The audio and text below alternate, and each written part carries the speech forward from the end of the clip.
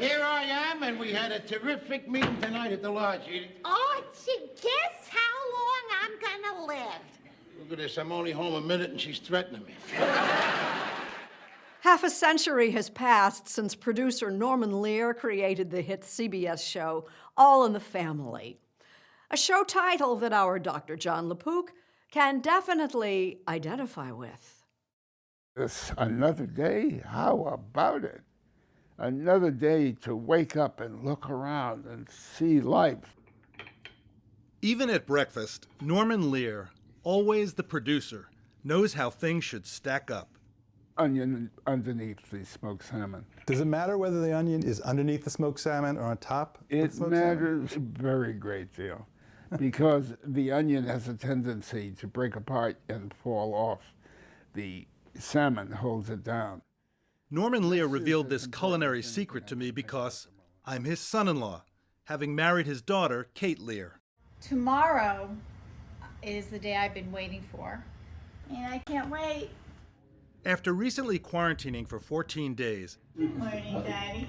Kate and I spent the next 2 weeks with Norman in his Los Angeles home. And I am so happy and grateful you're here. Hugging him up as much as possible, and making a home movie like no other. 3 of them I wear all the time. One of them just kind of hangs around, keeping the others company. Here in his screening room are the leather-bound scripts from the groundbreaking situation comedies he co-produced. The Jeffersons, One Day at a Time, Maude, Good Times, and, of course, All in the Family. The very first script from All in the Family. Oh, for crying out loud. Boy, the way Glenn Miller played. Songs that made the hit parade. The series starred Carol O'Connor and Gene Stapleton. I thought it would be nice for a change. Just remember, I hate change. As the narrow-minded working-class loudmouth and his kind-hearted, adoring wife. I ain't over the hill. Well, you can certainly see the top of it. All in the Family premiered 50 years ago this month, ran 9 seasons on CBS, and was #1 in the ratings for 5 consecutive years. There was an expression about water cooler moments where people met at the water cooler and talked. And on Monday, they talked about Saturday's show, All in the Family. 1, 2, 3.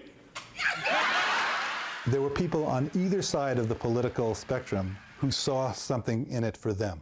Yes, I like to think what they saw was the foolishness of the human condition.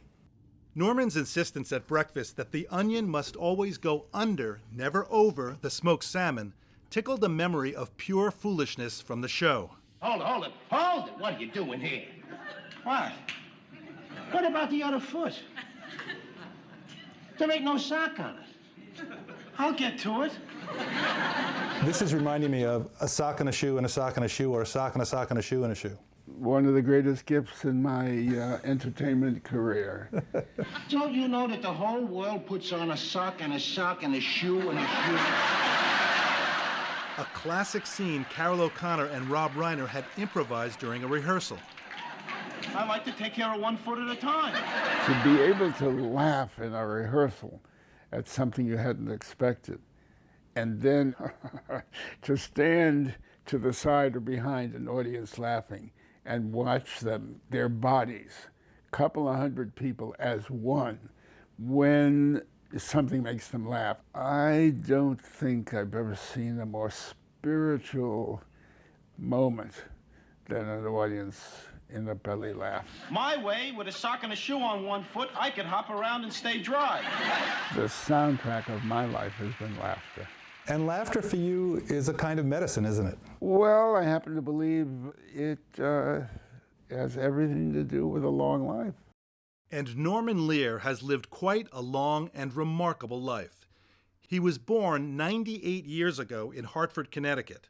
When he was 9, his father went to prison for selling fake bonds, and his mother sent him to live with his grandparents. During World War II, Norman flew 52 combat missions over Germany and Italy. My tail gunner passed. And I'm the last member of the crew. I don't want to hurt you, Dad. No, you're not going to hurt me. One thing that's amazing that I've noticed over the years is you're just as interested in people who are absolutely not well known. Because I fell in love as a young man with a statement, each man is my superior in that I may learn from him.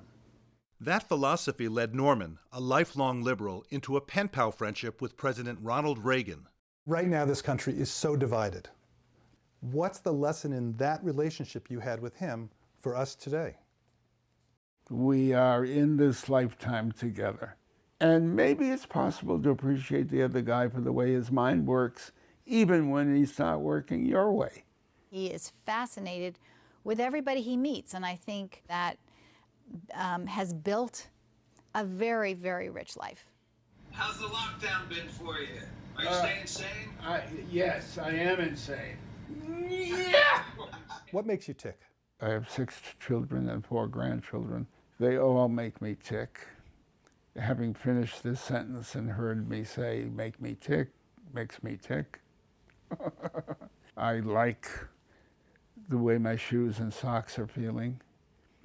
Makes me tick. So the pandemic comes along and that does what to your life? Well, the first thing it does is imprison me. I'm ashamed of everything I just said. Right. Because I wake up in this beautiful home married to this lovely woman, and what the hell am I complaining about? But I have the hunger to go to the office. I have the hunger to see the people I work with. I mean, there's no business like show business. Like no business I know. Everything about it is appealing. Everything the traffic will allow.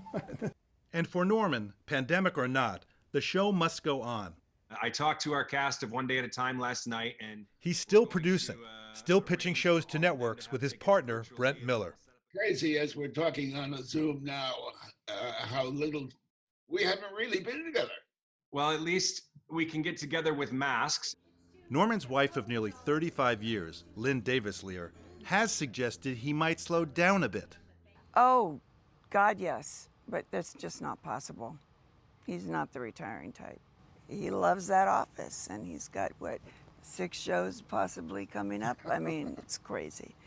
And, as with many of us, following the rules of the pandemic can be a challenge.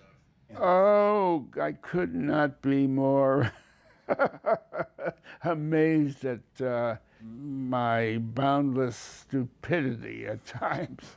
Happy birthday to you.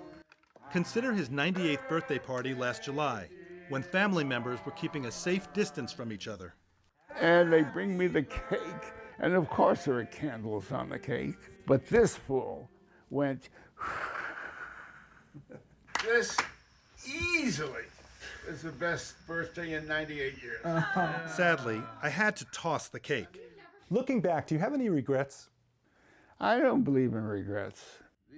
And looking forward, Norman Lear says he doesn't want to miss a thing. When they're thinking about death, I don't mind the going. It's the leaving that is the problem for me. Going, who knows what's out there, that it can't be all bad.